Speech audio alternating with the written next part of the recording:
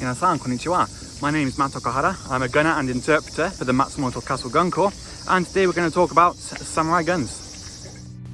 For this video, we're going to use Anthony Cummins' book, Samurai Arms, Armour and Warfare, and we're also going to be spending some time looking around the inside of Matsumoto Castle, where there is a decent-sized firearms collection. We will also use some of the footage from the Matsumoto Castle Gun Corps training sessions and displays. So let's have a little bit of background first. Matsumoto Castle was completed in 1593 and it was very modern for the time. It was built with gunnery in mind. It's got 150 firing positions inside the castle and a hidden floor, which is the magazine to keep all the extra ammunition. So as far as fortresses go, Matsumoto Castle is one of the most impressive fortresses in Japan. There is an ongoing misconception that the samurai either disdained the use of firearms or thought that it was dishonourable, and this is simply not true, as it was the rulers of Japan, the samurai caste, that developed Hojutsu, the way of the gun, the samurai who ordered thousands of guns into production, and it was the samurai who armed themselves and their ashigaru with hinawaji. After the introduction of these kinds of firearms with an external firing mechanism in 1543, the shape of the battlefield and the way wars were fought in Japan was changed forever. So let's see what the Natori scrolls say about the use of firearms. One of the key points it says right at the start of the chapter is before spear combat, musketeers should be controlled and not allowed to shoot too early or too late.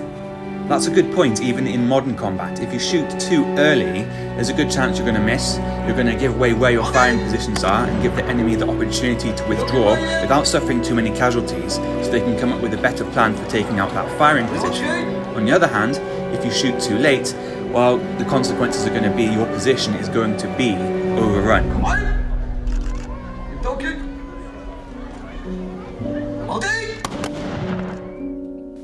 Next it says bullets used in foot soldier muskets should be 6, this says momme in weight. That should probably read monme, which is the Japanese term for caliber, and a 6 monme bullet is a 15.5 caliber, so it's the diameter of the bullet and not the weight. The book then goes on to talk about Dairen full volleys and Shoren independent volley fire, so let's have a look at what those look like in practice. A full volley will put a lot of lead down very quickly and hopefully cause a lot of damage, but it also leaves the troops vulnerable as they try to reload their weapons. An independent volley, on the other hand, is a lot more sustained in duration that can be quite useful in defensive action. Successive shooting is a rotation of fire by having lines of gunners, normally 3 lines of gunners, taking in turns to shoot and reload. That looks like this. The advantages of this method of shooting is that it's sustained in duration, it can go on for a long time, it conserves ammunition and it stops the barrels from overheating. Whilst the front rank fires, the second and third ranks, they prepare their weapons, so they're going to be loading them and checking them and making sure that once they get to the front, they are able to shoot. There is another method of firing, and that's in group volleys, firing in 3s and 4s, and that looks like this.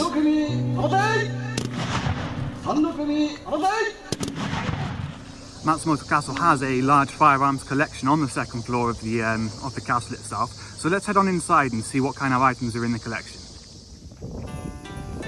The firearms collection is known as the Akahane collection. It's on the second floor of the Castle Museum, and as well as firing the weapons that we use in displays, it is also the responsibility of the Matsumoto Castle Gun Corps to look after these historical items, and not just the guns, but also the ancillary equipment and some of the sets of armour as well. A lot of these items date back to the feudal era of Japan, but some of them as well are a bit more modern. They come from the Boshin War era, and they come from the Imperial era of Japan as well, so it's a very thorough collection.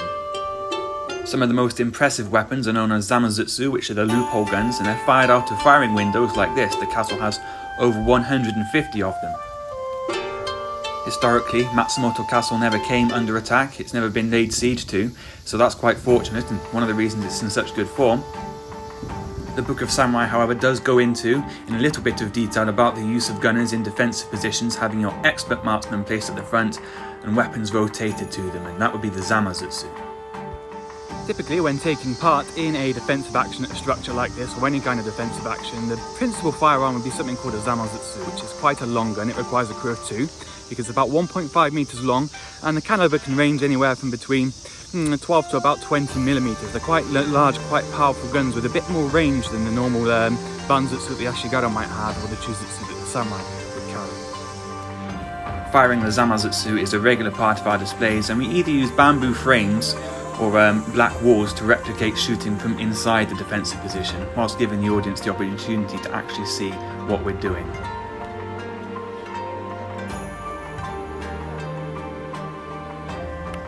Next we'll talk about the makeup of a teppotai, which is the gunnery unit. The Book of Samurai says there should be 1 yoriki attached for every 5 people. Now yoriki is not necessarily someone from the samurai caste. He's possibly a well-trusted or well-experienced Ashigaru, and he would be the unit leader. It would be that yoriki's job to make sure that that teppotai, which would be about 5 or 6 people, had ammunition, had spare ramrods, karuka, which are a very important part of the firing mechanism, and he would also select targets if that was not already being managed by a samurai or more experienced gun captain.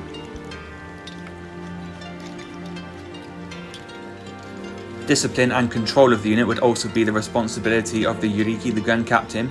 On page 144 it says, "Do not rush or get flustered before battle. Make sure that there are no blank shots by the musketeers, or premature shots from the archers. Try to sweep away the enemy before you have expended 70 or 80% of your ammunition." And that would be the responsibility of the gun captain to make sure that's adhered to, and he would be answering to the samurai that's in charge of the gunnery.